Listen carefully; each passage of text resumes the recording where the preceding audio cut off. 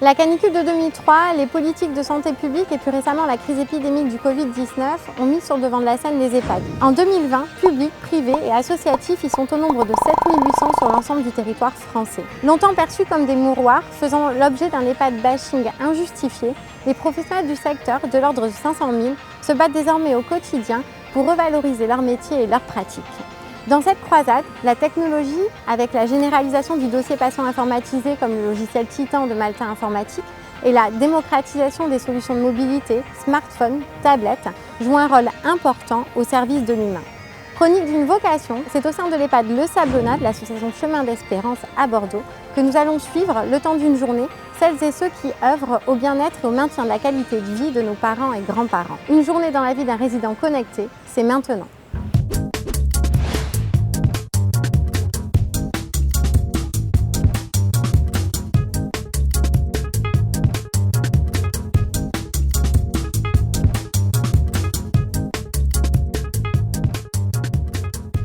Combien de résidents vous avez en charge sur une journée type ici? Alors, on a 83 résidents en hébergement permanent, 7 en hébergement temporaire.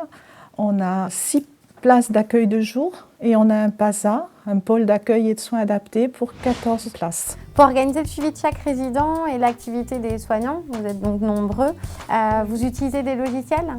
Oui, c'est devenu indispensable maintenant et effectivement, on utilise déjà depuis quelques années Titan. Au départ pour les soins, pour les organisations, la facturation et puis petit à petit, on l'a étendu à la pharmacie pour le suivi de la distribution et le circuit du médicament, pour également les organisations, la planification du ménage pour les ASL, pour la gestion de l'hygiène et de l'hôtellerie et aussi pour l'animation. Je vois une tablette sur votre bureau. Aujourd'hui, vous vous en servez pour quoi, cette tablette?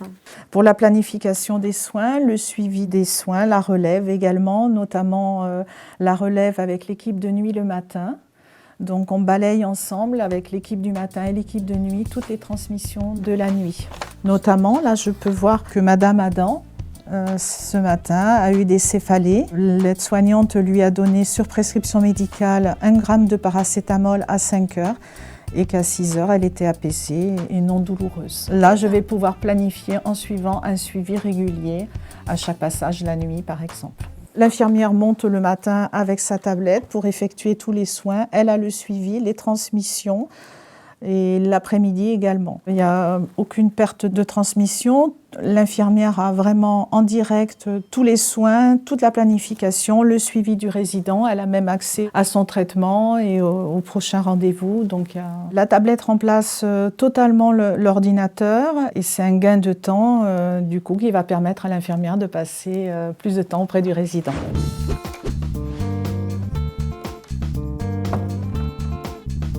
Bonjour, pouvez-vous vous présenter? Bonjour, je m'appelle Marie et je suis infirmière à l'EHPAD Le Sablonnat à Bordeaux.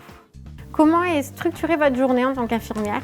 Là, en fait, je vais partir donc en soins. Et vous partez uniquement avec votre tablette? Oui, uniquement avec la tablette. En fait, avec l'application Titan Nomade, je peux filtrer donc par résident, intervenant et secteur et j'ai accès à l'ensemble de mon plan de soins. D'ailleurs, là, il est 8 heures et je vais faire le suivi auprès d'un résident pour une prise de température. Bonjour Madame Albert, comment allez-vous aujourd'hui? Très bien. Je vais vous prendre la température. 37, tout va bien. Température normale, mais la patiente se plaint de maux de tête. Vous avez utilisé un thermomètre connecté en Bluetooth pour la prise de température de Madame Albert. Qu'est-ce que ça a changé pour vous? Ça me permet de gagner du temps. Du coup, je fais tout via la tablette et puis il n'y a pas d'erreur de saisie parce que donc, le thermomètre envoie directement les informations. Et puis en plus, je peux rajouter des commentaires via la dictée vocale. J'ai été référente sur le projet de la mise en place de Titan. Les changements que j'ai constatés, c'est une meilleure passerelle entre les informations qui viennent du service soins et la facturation. Les infirmières pouvant rentrer les informations concernant les résidents, et concernant surtout les sorties hospitalisation, congés, et qui viennent directement s'intégrer dans la facturation. Ça impacte donc votre facturation sans action de votre part. Voilà, exactement. Donc du coup, je suis autonome. Je n'ai pas besoin d'aller à nouveau chercher les informations. Elles rentrent directement. Moi, je rentre juste les informations, les variables, à savoir s'il y a eu des achats pour la petite boutique ou pour les repas invités. Je gère la facturation hébergement permanent, temporaire, accueil de jour et aide sociale. Par rapport à l'accompagnement, j'ai eu une formation de 2 jours avec un formateur de chez Titan, mais très vite, moi, j'ai su m'approprier le logiciel. Je l'ai trouvé très vite accessible d'utilisation. J'ai beaucoup aimé aussi son interface, je la trouve agréable pour travailler, donc je me le suis rapidement approprié et ça a été assez simple pour moi. Je viens de recevoir donc une notification qui m'indique donc qu'une résidente, Madame Albert, a chuté ce matin. Donc on va aller se diriger vers la chambre de Madame Albert. Madame Albert, je viens de recevoir une notification comme quoi vous aviez fait une chute, donc je viens de prendre votre tension.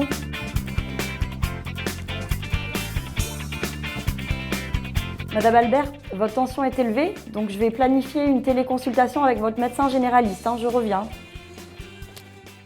Les fiches de chute, vous les consignez sur papier? Vu que j'étais au chevet de la résidente, j'aurais pu le faire au chevet, mais là, je peux directement donc, la créer, la fiche de chute, depuis la tablette. Pour la téléconsultation, vous procédez comment? Directement donc, depuis Titan sur la tablette, je peux planifier donc, une téléconsultation avec son médecin, à savoir le docteur Etes. Et comment lui va être averti? Il va recevoir donc, une notification par SMS et par mail en précisant qu'elle a fait une chute en fait, et que sa tension est élevée. Et du coup, il va recevoir donc, à l'heure indiquée de nouveau une notification pour pouvoir se connecter en lien. Et donc, vous allez pouvoir réaliser la téléconsultation simplement avec cette tablette? Oui, et je pourrais également connecter des dispositifs médicaux connectés, dont le stéthoscope si jamais le médecin veut l'utiliser. Donc on va pouvoir démarrer la téléconsultation. Je viens faire la séance de téléconsultation avec Dr Etes.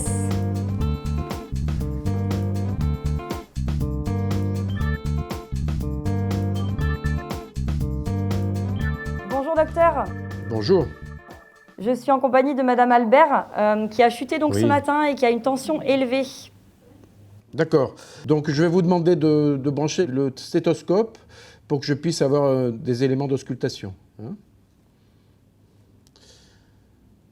Parfait. Restez un petit moment. Très bien. Bon, ça me suffit. Donc, avec les éléments que j'ai, je vais pouvoir avoir accès à votre dossier et voir si mon traitement n'est pas incompatible avec d'éventuelles allergies ou des impossibilités médicamenteuses. Puisque grâce à ce logiciel, j'ai accès à votre dossier. D'accord? Je vous remercie, docteur. Je vous en prie. Quel est l'intérêt majeur pour vous aujourd'hui de la téléconsultation et intégrée à votre logiciel de soins à l'EHPAD? Alors, il me paraît multiple. La première, c'est évidemment la rapidité et l'absence de déplacement, soit du médecin, soit du patient. Le deuxième point très intéressant, c'est la transmission directe de l'ordonnance via le logiciel sur la pharmacie qui transmet directement le traitement à l'EHPAD, sans autre intermédiaire et validé par la signature électronique.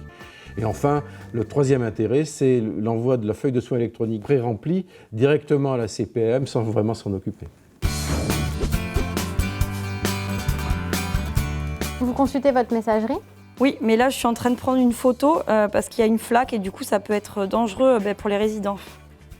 Vous procédez comment dans ces cas-là? Vous êtes obligé de redescendre à l'infirmerie et contacter un agent d'entretien? Non, du tout. Je fais tout sur tablette. En fait, je vais planifier une action ponctuelle d'hygiène et d'hôtellerie. J'ai pris une photo en fait, pour qu'il ait la zone exacte de la flaque et je viens de l'ajouter en fait, au plan de ménage d'un agent et il va venir se déplacer. C'est vraiment une révolution pour nous, c'est un gain de temps.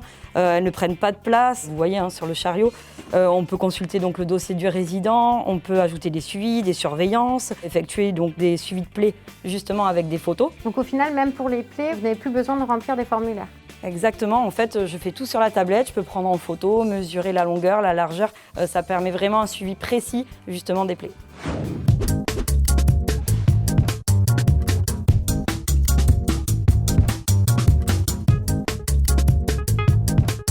Vous fonctionnez comment avec les pharmacies? En fait, on travaille avec plusieurs pharmacies qui délivrent donc, les traitements de tous nos résidents. On a justement une liaison avec Titan. Et les ordonnances signées électroniquement par le médecin sont mises à disposition en direct sur les pharmacies.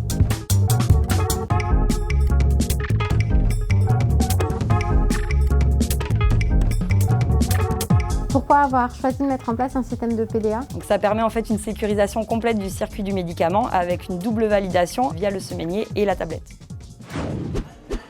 On a assisté ce matin à la préparation des repas des résidents. Comment vous gérez ça? En fait, ils sont directement dans le dossier médical du résident. Les cuisines, justement, elles y ont accès et ils peuvent préparer les menus de chaque résident en fonction des régimes et textures. Toutes les informations, vous les recueillez quand? À l'entrée en fait, de chaque résident, au sein de l'établissement, on effectue justement un recueil de données, ce qui permet donc de faire un projet personnalisé en fonction des habitudes de vie, des antécédents et leur état en général. En passant d'une taille de maison de 60 lits à celle d'un établissement pour personnes âgées dépendantes de 96 places et lits, eh bien, il nous fallait des outils qui soient parfaitement adaptés, qui soient accessibles à tous et qui nous permettent de tracer au quotidien nos activités, qui rendent compte de la réalité des situations et qui permettent de répondre aux exigences de nos autorités. On vient de vivre une crise inédite avec le Covid-19. Comment vous êtes-vous adapté? Alors c'est vrai que la période a été très particulière et inédite et qu'il a fallu s'adapter. Et c'est vrai que les logiciels que vous développez ont permis de faire face à cette situation, notamment en établissant le lien et en maintenant le lien avec tous les médecins de nos résidents. Donc permettre la téléconsultation, le web service, et permettre également de maintenir le lien autant que faire se peut avec les familles des résidents, parce qu'on sait que c'est un lien essentiel, même si ce qui se joue au quotidien passe aussi par les liens que nous établissons en interne entre les salariés et les résidents. Bonjour Carlita, je viens faire un appel vidéo avec votre petite fille. Bonjour mamie. C'est mignon, comme tout. On a choisi Titan Visio parce qu'il est directement installé dans notre logiciel. Et ensuite, c'est plus pratique pour nous parce qu'on peut planifier les appels. Et à la suite, on peut faire un suivi, marquer comment s'est passé l'appel, comment était le résident. Et comme ça permet de communiquer avec nos collègues. Pour maintenir les liens entre les résidents et leurs proches, vous avez mis en place d'autres solutions?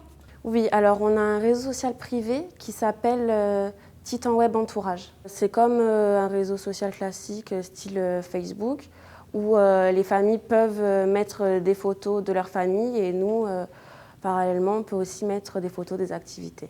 On peut les imprimer et après leur donner une trace papier. Ça s'appelle comment ce support? Le journal du résident. EHPAD 3.0, mythe ou réalité? Aujourd'hui, ça devient une réalité. Ça peut nous surprendre, mais non seulement les familles apportent des solutions pour leurs proches, mais des résidents arrivent en demandant et en exigeant d'avoir des connexions et de pouvoir communiquer, s'informer. Et aujourd'hui, le premier enjeu de l'information passe par Internet et passe par toutes les applications, aussi diversifiées soient-elles. Encore faut-il qu'elles soient faciles et accessibles, mais je crois aujourd'hui que tous les opérateurs font en sorte que justement les attentes soient remplies sur ces deux points. Bravo pour tous les services que vous développez parce qu'ils ont correspondu tout à fait à l'épidémie et à la crise que nous venons de vivre et que nous espérons être derrière nous.